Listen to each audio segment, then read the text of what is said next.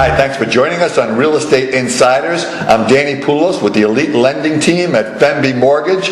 Joining us now is Alfred Miller and Ray Sims. They're with the Capital Solutions Funding Group. And we're going to talk about a very interesting topic of unsecured small business lending. It's very that interesting. Tell us a little bit about what you do and how long you've been doing it. Absolutely. We at Capital Solutions, we've been doing business lending since actually all the way back in 2006. And business lending for us is kind of the core of our economy, if you will, for what people are trying to achieve today. And it's kind of an interesting notion because most people believe that small business lending really doesn't exist anymore.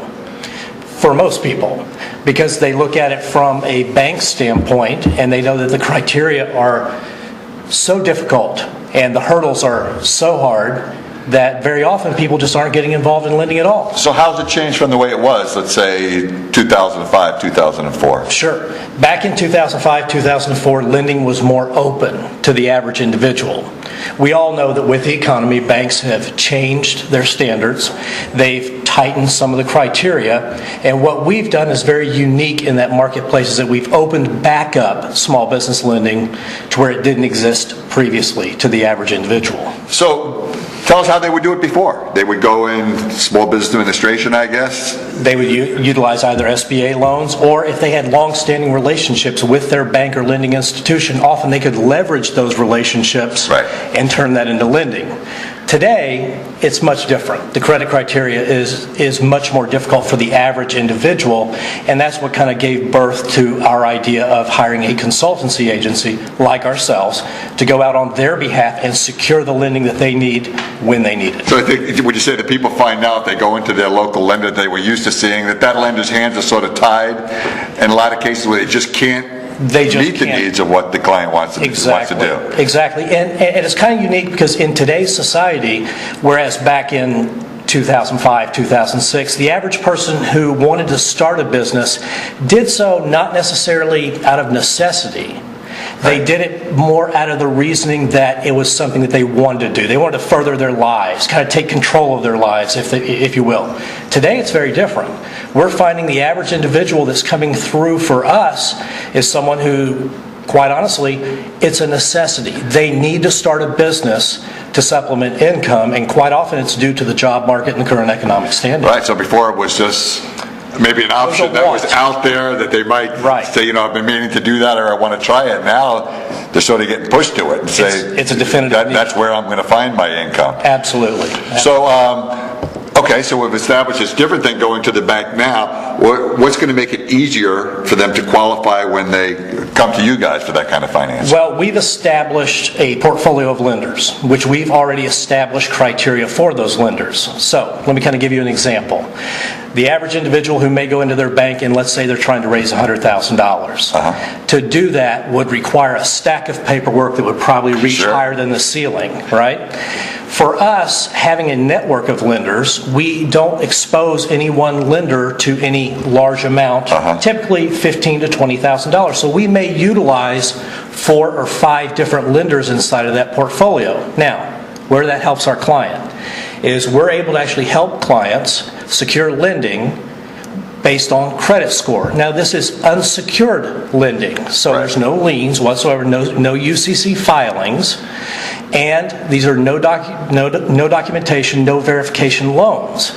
So they're going to state their income, and the primary goal that we have as far as that client meeting that criteria is just a minimum score of 680 with no derogatories on their credit report, and primarily credit usage to be in line, meaning that their credit isn't just maxed out on every single credit card that they have. Now, you said something really important I don't want to go over lightly, because Alfred was explaining to us before about back in 2005, 2004, that people were borrowing against security in their house. Right? They had they owned homes and they had equity in, and that's where they would go for their resources. But these are unsecured. These are just based on the fact that someone's been paying their bills and has a history of paying their bills and their credit usage. That is correct. And a lot of times that's changed because of the fact that you see the properties now, they don't have the equity in them. Yeah, and it was easy tapping them before, right? So now you got a situation where someone's continued to make their payments for that whole period of time. Maybe there are even people that went underwater on their homes, but you're taking a chance with them because no matter what, they've made their payments all along. Correct. So it reminds me of when we talk about just common sense underwriting. Yeah. Right, that's really what you guys are doing, right? That's exactly it. That's exactly it. And really what we're doing is we're acting as that consultancy or advocate for the client to arrange that lending. So where the client today would have to go out and try to parse and put together these types of lending programs, what they're going to run into is the consistent roadblocks of paperwork and everything that's just required. Well, they wouldn't even know about breaking it down into small fractions, as you call them. Correct. When borrowing, and then they would be doing separate applications, if they even knew that. Correct. They would be doing separate procedures with all different lenders and still have to figure out which lenders will do that. Correct. I mean, I can't even imagine someone trying. And on top of that, how do you maintain the integrity of your credit report? Right. Because if the average individual went out and applied to 40 banks That's right. and had 40 different credit pulls on their credit report, obviously it's going to have a damaging effect on their credit. That's part of what we do is we help them manage their credit during the process of getting the lending that they need. And that's very important to manage that personal credit and business credit separately. And as it relates to real estate, it's interesting because real estate investors back in 2005, 2006 were just that. They were investors. They didn't necessarily view themselves as a, quote, corporate business. Right. Whereas today that climate has changed very differently, especially with tax laws and so forth. So when we're talking about unsecured lending as it relates to real estate, especially for the investor, these are true business loans in the advent of helping them create a better portfolio for their real estate business. Now, when we talk about real estate and residential type lending, we know the one thing that's changed a lot is the documentation required. Absolutely. I mean, I've been doing it for 25 years, and it's gone like this between what's required and what you need to qualify. So another thing not to be taken lightly is that it's stated income loans. They're not documentation. You're not showing 5 years worth of tax returns or correct, right? Yeah, we're not bringing tax returns. We're not bringing in third-party audited CPA records. Right. We're not bringing in any of that material to the lending because the lending is based on your credit profile, and that's why that integrity of that credit profile has to be maintained throughout that entire underwriting period. And we don't want people to think because we're using words like unsecured and undocumented that we're not talking about very high interest rate loans. We're still talking about a good borrower, like we said, did no derogatory credit and a 680 credit score. So we don't want to give the impression that these are just risky borrowers who can't get money someplace else. That's not the case at all. Correct.